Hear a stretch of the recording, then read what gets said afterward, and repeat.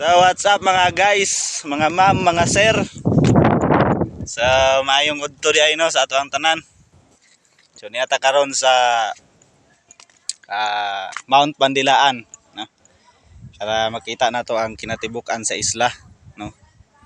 So unya makita ninyo kung unsa ang kinatibuk-an. Kanang naa sa akong likod. Kana mao na siya ang boundary sa isla paadto sa dagat kana. Tanawan ninyo ilibot ta mo. Kana siya. Kana mao na siya. Kana siya. So nakapalibot na siya sa isla. Mao na siya ang mga kuan baybayon sa dagat, no? So kung inyo makita mao na siya ang kinatibuk-an sa isla. So kaning Siquijor composed ni siya of 6 municipalities, no? And isa sa munisipyo nga atong gipuy-an is na diya sa Larena, no?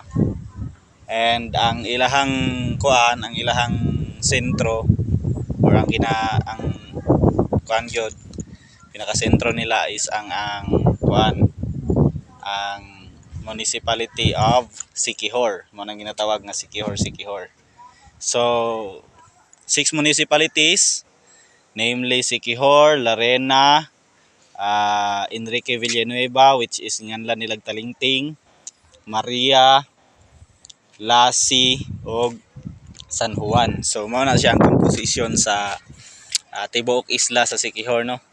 And then niata diri karon sa Mount Bandilaan, mao ni siya ang pinaka taas nga parte sa isla, no?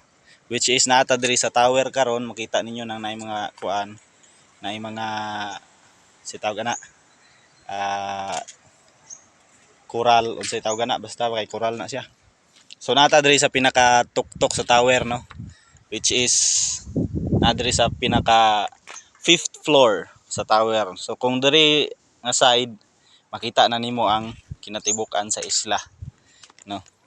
So if you are willing to kuan mulaag diri sa isla sa Siquijor, you are very welcome, no, sa atong isla. Tungod kay daghan kay mga laaganan diri, no? Naatay ginatawag nga Little Boracay, which is Paliton Beach. Naatay Salagdoong Beach. Naatay katong Cambugahay Falls. And naapatay mga cave nga pwede maadtuan, daghan pang mga falls diri. Hi sir. Merry Christmas. So let's enjoy guys, no, sa ato ang kuan isla.